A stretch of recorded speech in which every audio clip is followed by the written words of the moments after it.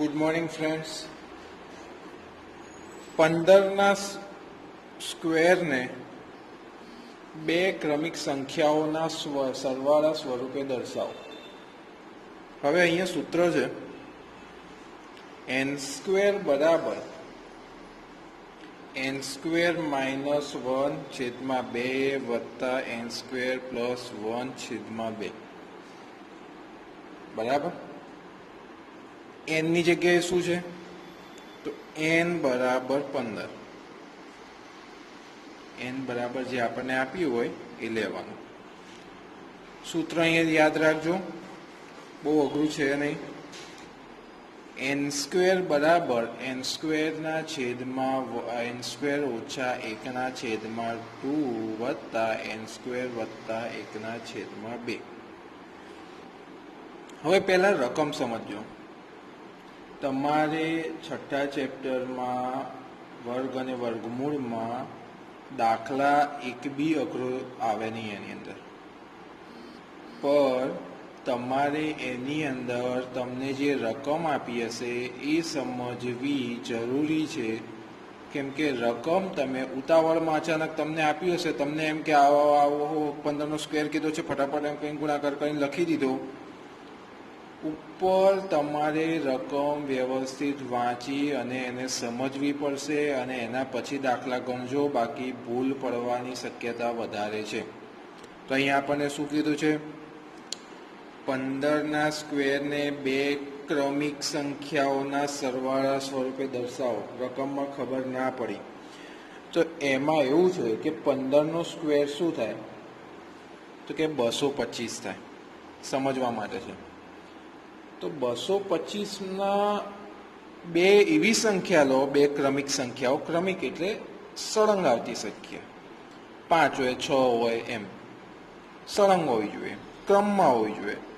અને એ બે સંખ્યાઓનો જ્યારે તમે સરવાળો કરશો તો 225 આવશે. તો બે સંખ્યા કઈ મળશે? 112 વત્તા 113. આ બે સંખ્યાઓનો જ્યારે તમે સરવાળો કરશો તો તમને શું મળશે તો કે 225 મળશે. બરાબર. તો આ રીતે હવે આપણે આ 112 અને 113 શોધવું હોય તો એના માટેનું સૂત્ર શું છે તો કે આ છે. તો હવે આગળ વધીએ અને બીજી તમારે એમનેમ કોમન સેન્સ છે કે ભાઈ 225 ભાગ્યા 2 કરી દો ને તો તમને 112.5 મળે. આ ખાલી જાણકારી માટે છે, સમજવા માટે છે. ગણિત એકબીજા સાથે સંલગ્ન હોય એટલે તમે જેટલું વધારે વિચારશો, જેટલું વધારે અંદર ઉતરશો એમ તમારું મેથેમેટિક્સ પાવરફુલ થશે. મેથેમેટિક્સ પાવરફુલ થશે એટલું તમારે આગળ કોન્સેપ્ટ જ્યારે પાવરફુલ થઈ જાય તો તમારે એટલી મહેનત ઓછી પડે. બરાબર. તો 112.5 મળે. તો આપણે તો ક્રમિક સંખ્યાઓ શોધવાની છે, પ્રાકૃતિક સંખ્યાઓ આવે આમાં. તો 112 લઈ લો અને 113 લઈ લો, એ બેનો સરવાળો કરો તો તમને મળી જાય. બરાબર. તો ચલો હવે સૂત્ર પ્રમાણે જોઈએ. તો પહેલું શું છે તો n સ્ક્વેર માઇનસ 1ના છેદમાં 2. તો n સ્ક્વેર એટલે કેટલા થયા તો કે 15નો વર્ગ. n એટલે 15, n એટલે જે આપણને આપ્યું એ લેવાનું છે, એટલે n એટલે 15 લીધા. તો 15નો વર્ગ ઓછા 1/2. તો 225 ઓછા 1/2, 224ના છેદમાં 2 કેટલા આવશે? 112. બરાબર. એ જ રીતે n સ્ક્વેર પ્લસ 1ના છેદમાં 2, 15નો સ્ક્વેર વત્તા 1/2. 15 એટલે 225 વત્તા 1/2, 226ના છેદમાં 2, 113. હવે આપણે જેમ અહીં તમને કીધું હતું મેં શોર્ટકટમાં કે તમારે જે સંખ્યા આપી હોય એના ભાગ્યા 2 કરો એટલે તમને પોઈન્ટમાં મળે. બરાબર. એ પોઈન્ટમાં જે મળતું એની આગળની અને પાછળની સંખ્યા લઈ લો. ધારો કે 112.5 છે તો 112.5માં એક સ્ટેપ આગળ જાઓ તો શું મળે? 113 મળે. પોઈન્ટ બાદ કરો તો કેટલા થાય? 112 મળે. 112.5 છે એની આગળ પાછળની સંખ્યા, ધારો કે 4.5 હોય તો એની કઈ સંખ્યા કહેવાય? 4 અને 5 ની વચ્ચેની સંખ્યા કહેવાય. તો 112.5 શેની વચ્ચેની સંખ્યા કહેવાય? કે 112 અને 113 ની વચ્ચેની સંખ્યા કહેવાય. બરાબર, આ ડાયરેક્ટ મેથડ છે, આપણે સૂત્ર લગાવીને જ વાત કરવાની છે. ઓકે, પણ કોઈક દિવસ ગણતરીમાં ભૂલ પડે, બરાબર, કાં તો તમને કોઈ એમસીક્યુમાં તમને સવાલ એવી રીતે પૂછી દીધો હોય તો તમે આ રીતે ડાયરેક્ટ શોધી શકો છો. બાકી તમને કોઈ વખતે એવો સવાલ પૂછે કે ભાઈ 15 સ્ક્વેરને કે કોઈ બી 16 સ્ક્વેરને 17 સ્ક્વેરને બે ક્રમિક સંખ્યાઓમાં સરવાળા સ્વરૂપે દર્શાવો, તો તમારે લખવાનું સૂત્ર n બરાબર જે સંખ્યા આપી હોય એ આપણને 15 લીધી છે તો n બરાબર 15.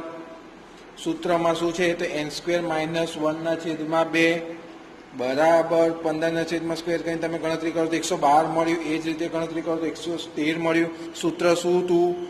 n² બરાબર, હું ડાયરેક્ટ લખી દઉં છું અહીંયા, n² બરાબર, તો તમે શું લખી શકો? તો કે 15 સ્ક્વેર લખી શકો, બરાબર n² - 1/2. આપણને n² - 1/2 કેટલા મળ્યા? 112 વત્તા 113. 113 શેના? તો n² + 1/2. તો અહીંયા શું લખ્યું આપણે? 113 n² + 1/2 ની જગ્યાએ. બરાબર, તો આ તમને મળ્યો જવાબ.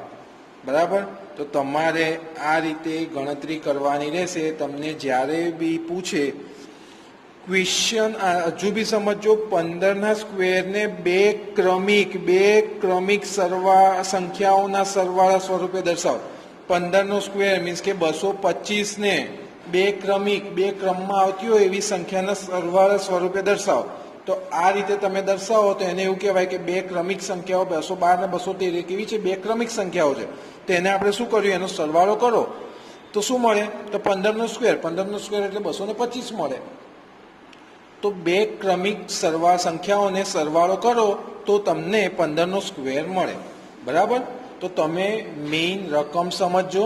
દાખલામાં કંઈ જ નથી, ઇઝી છે. આ રીતે બધા નાના દાખલા આયા કરશે. બરાબર, આગળ વધીએ આપણે. તો હવે અહીંયા બીજી બે રકમ લખેલી છે જે તમારે એમસીક્યુમાં આવશે. બરાબર, એમસીક્યુમાં પૂછી શકે છે, 1 માર્કમાં આવી શકે છે. શું લખ્યું છે? 3² વત્તા 4² વત્તા ખાલી જગ્યાનો વર્ગ કરો તો તમને 13² મળે. બરાબર, તો કે ખબર નહીં. 4² વત્તા ખાલી જગ્યાનો વર્ગ વત્તા 20² બરાબર 21² મળે. તો ખાલી જગ્યા તમારે પૂરવાનું રહેશે.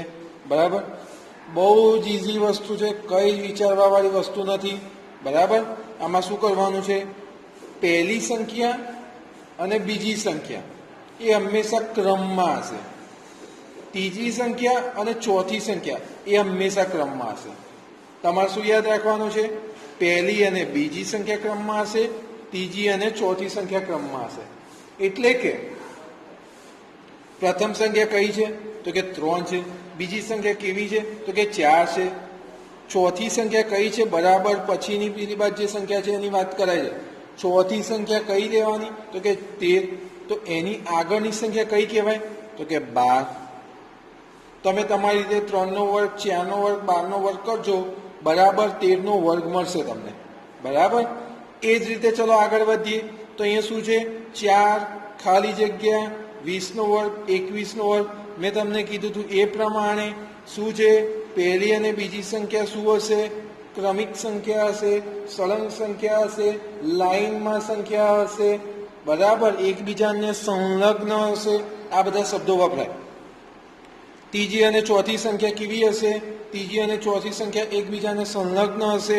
તો પહેલી 4 છે તો અહીંયા કઈ સંખ્યા આવશે? તો કે 5 આવશે.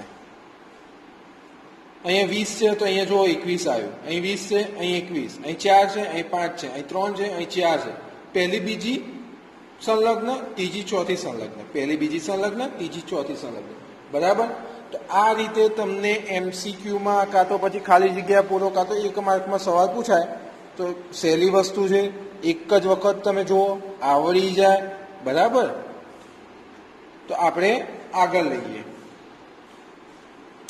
a + b² બરાબર એ સ્ક્વેર વત્તા 2ab વત્તા બી સ્ક્વેર. ના ખબર હોય એ લોકો માટે a પ્લસ બી નો તમે જ્યારે વર્ગ કરો તો એનું સૂત્ર છે આ સૂત્ર તમારે આખી જિંદગી ઉપયોગમાં આવશે કે a વત્તા બી એનો સ્ક્વેર બરાબર એ સ્ક્વેર વત્તા 2ab વત્તા બી સ્ક્વેર. મીન્સ કે પહેલા પદનો વર્ગ બે વખત પહેલું બીજું પદ વત્તા બીજા પદનો વર્ગ. એ જ રીતે ખાલી સમજણ માટે અહીંયા એ માઇનસ બી હોય તો શું આવે તો કે પહેલા પદનો વર્ગ ઓછાનું ચિહ્ન છે એટલે ઓછા બે વખત પહેલું બીજું પદ બીજા પદનો વર્ગ. બરાબર, આ ખાલી સૂત્રની સમજણ હતી. હવે આપણે આગળ વધીએ તો આ સૂત્રનો ઉપયોગ કરીને 85 નો વર્ગ શોધો. સવાલ તમને એવું પૂછાય, આ સૂત્ર આપ્યું હોય, આ સૂત્રનો ઉપયોગ કરીને શું શોધવાનું તો કે 85 નો વર્ગ શોધો. બરાબર, તો કઈ રીતે શોધવાનું તો અહીંયા તો a પ્લસ બી મીન્સ કે a છે અને બી છે એમ બે પદો છે. 85 માં તો એક જ પદ છે તો શું કરવાનું, કંઈ કરવાનું નહીં ભાઈ. 85 કઈ રીતે બને તો 80 આ 5 તમે બાર છૂટા પાડો તો શું બને 80 વત્તા 5 કરો તો શું તમને મળે 85 મળે. બરાબર, તો કશું નહીં a અને બી પદ મળી ગયા. 80 એ a અને 5 એ બી. તો તમારે આવું લખી શકો 80 વત્તા 5 નો વર્ગ. તો 80 નો વર્ગ વત્તા બે વખત પહેલું બીજું પદ વત્તા બીજા પદનો વર્ગ. સમજણ પડી? સૂત્ર ધ્યાન રાખજો. ફરીથી બોલું છું, પહેલા પદનો વર્ગ વત્તા બે વખત પહેલું બીજું પદ વત્તા બીજા પદનો વર્ગ. બરાબર, 8 નો વર્ગ શું થાય? આપણે આગળ બી વર્ગમાં જો આપણે આ વસ્તુ સમજતા હતા, 64 એક 0 છે તો વર્ગ હોય તો 2 0 થઈ જાય. બરાબર, પ્લસ 80 ગુણ્યા 2 160 ગુણ્યા 5 એટલે 800. 5 નો વર્ગ 25. બધાનો સરવાળો કરો તો શું મળે 7225 મળે. 85 ગુણ્યા 85 મીન્સ કે 85 નો જ્યારે વર્ગ કરશો તો તમને શું મળશે 7225. બરાબર, તમને જ્યારે કીધું હોય કે આ સૂત્રનો ઉપયોગ કરીને અને શોધો તો તમને ખબર પડી જોવે. આ જ રીતે તમને 71 આપ્યા હોય તો તમારે શું કરવાનું હોય તો કે 70 વત્તા 1 એવી રીતે આવે. મીન્સ કે તમને કોઈ બી સંખ્યા આપણે આપે, ધારો કે 75 આપી હોય તો શું થાય 70 વત્તા 5. આ રીતે તમારે ભાગ પાડવાના છે અને એ રીતે તમારે સૂત્રનો ઉપયોગ કરી a પ્લસ બી નો સ્ક્વેર નો સૂત્રનો ઉપયોગ કરી અને તમારે દાખલો ગણવાનો રહેશે. બરાબર, હવે અહીં ધ્યાન આપજો. સરવાળા કર્યા વગર સરવાળો કરો. આ કેવી રકમ ખબર ના પડી તો કે સરવાળો કરવાનો નથી પણ તમારે જવાબ લાવી દેવાનો છે. મીન્સ કે 7 વત્તા 5 વત્તા 3 વત્તા 1 કરવાનો નથી પણ તમે 7 વત્તા 5 વત્તા 3 વત્તા 1 કરો તો જવાબ એ આવવો જોઈએ. તો કઈ રીતે એ આવે તો અહીંયા ધ્યાન, સિમ્પલ વસ્તુ છે. મધ્યમ પદ લઈ લેવું. મધ્યમ પદ કઈ રીતે લેવું? અહીંયા એકી સંખ્યા આપી છે, પહેલી 4 ક્રમિક એકી સંખ્યા છે તો તમારે તમારે વિચારવાનું કોઈ 1 છે પહેલી એકી સંખ્યા, 3 છે, 5 છે, 7 છે. તો આ બધી સંખ્યાઓની વચ્ચેની સંખ્યા કઈ કહેવાય? ધારો કે તમને કોઈ આપ્યું હોય સંખ્યા 1 2 3 4 5 6 7 આવી સંખ્યા આપી હોય તો આ બધી સંખ્યાઓમાં વચ્ચેની સંખ્યા કઈ કહેવાય તો કે 4 સંખ્યા કહેવાય. કે અહીંથી 3 આ બાજુ ગયા, અહીંથી 3 આ બાજુ ગયા તો વચ્ચેની સંખ્યા કે 4 આવી. એ જ રીતે અહીંયા ગણવા જાઓ તો અહીંયા વચ્ચેની સંખ્યા કઈ કહેવાય? અહીંયા 1 આપી છે, 3 આપી છે, પછી 5 આપી છે, પછી 7 આપી છે, પણ વચ્ચેની સંખ્યા કહેવાય 4. કઈ રીતે તો કે આ રીતે તમે સમજવા જાઓ તો વચ્ચેની સંખ્યા કઈ કહેવાશે તો કે 4. તો ભલે 1 ગણો, 3 ગણો, 5 ગણો, 7 ગણો, અહીંયા આપણને એવું કીધું જ નથી કે ખાલી એકી સંખ્યા લો. બરાબર, તો 1 3 5 7 એમાંથી વચ્ચેની સંખ્યા કઈ કહેવાય તો કે 4 સંખ્યા કહેવાય. 3 અને 5 ની વચ્ચે કયું આવે તો કે 4 આવે. તો બીજું કંઈ જ કરવાનું નથી. 4નો વર્ગ બરાબર 16. આનો સરવાળો કરો તમને 16 મળશે. જો 7 ને 1 8, 9 10 11, 12 13 14 15 ને 16. બરાબર. તો તમારે લખવાનું છે કઈ રીતે? તો પહેલી 4 ક્રમિક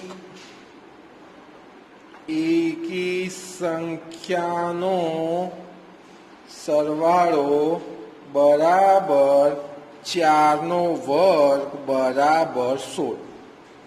બરાબર. ખબર પડી? વધારે એક્ઝામ્પલ લઈએ એટલે તમને વધારે ખબર પડશે. એ જ રીતે તમને આપ્યું હોય 1 3 5 7 પ્લસ 9 આવું આપ્યું હોય. હવે તમને એ જ છે સરવાળા કર્યા વગર સરવાળો કરો. બરાબર. તો તમારે શું કરવાનું છે? મેં તમને કીધું તેમ પહેલાં મધ્યમ સંખ્યા શોધવાની છે.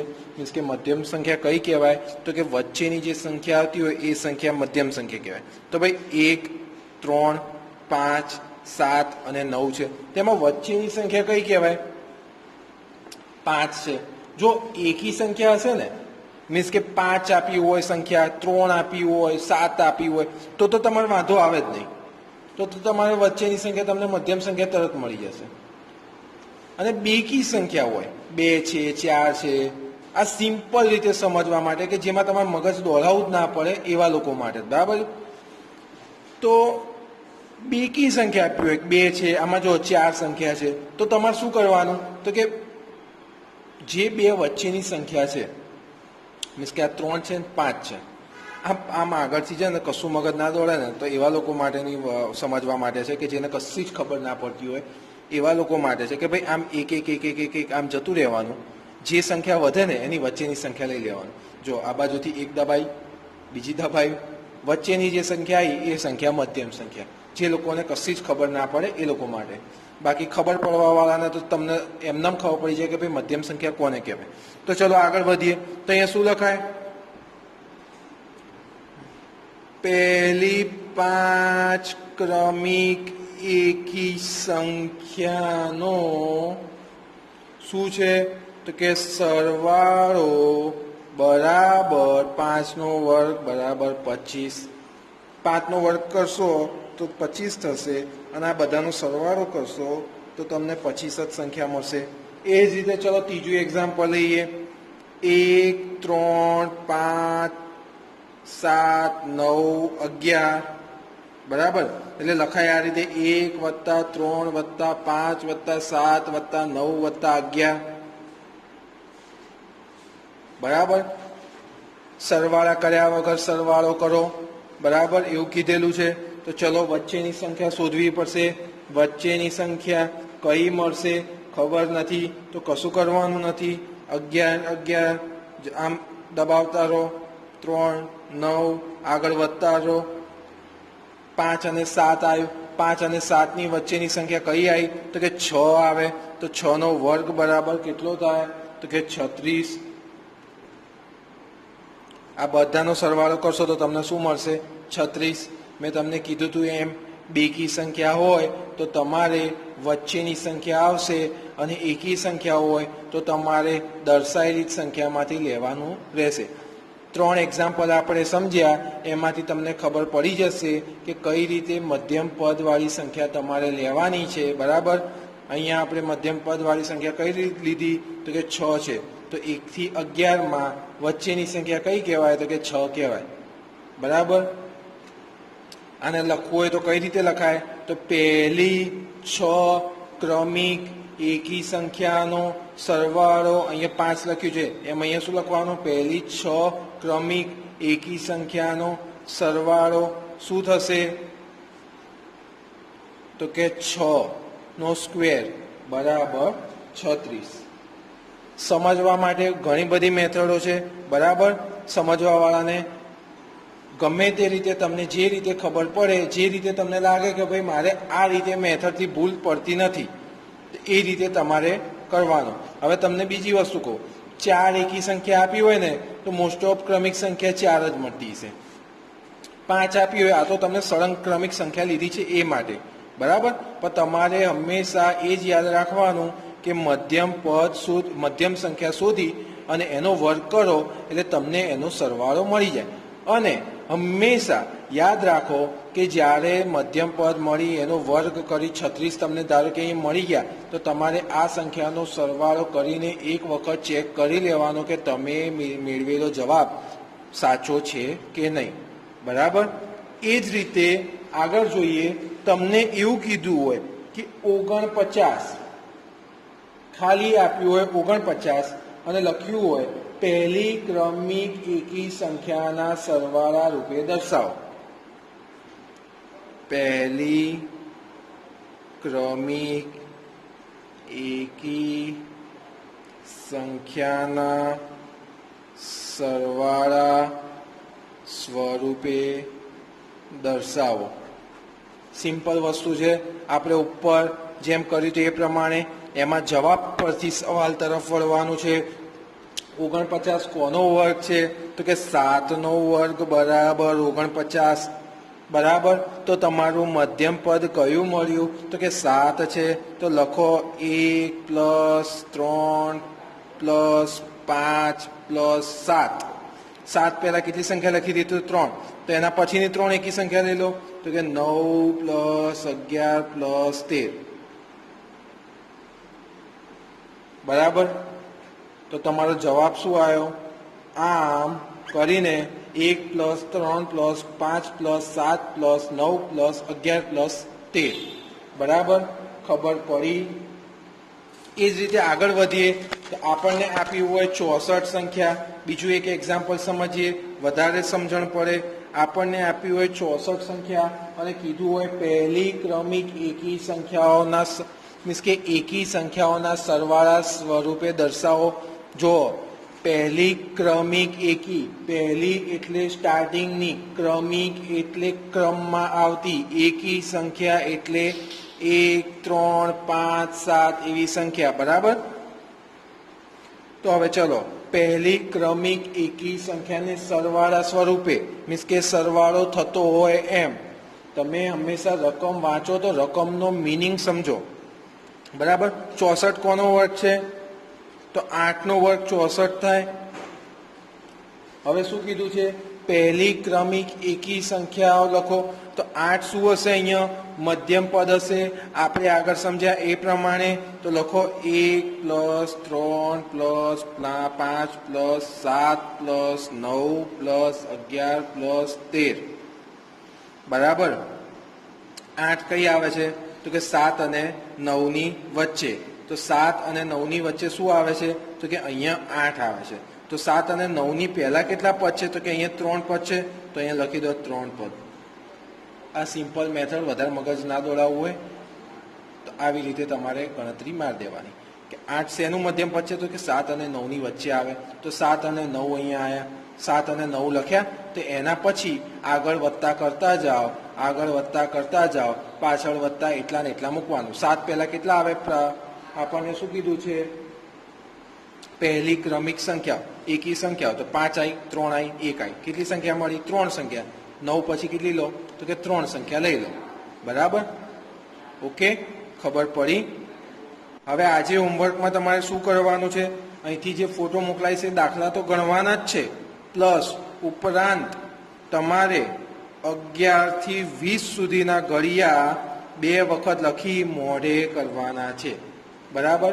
11 12 13 14 15 16 17 18 19 20. બરાબર. 11 થી 20 બધા જ ઘડિયા તમારે 2 વખત લખવાના છે, પ્લસ મોટેથી બોલી અને મોઢે કરવાના રહેશે.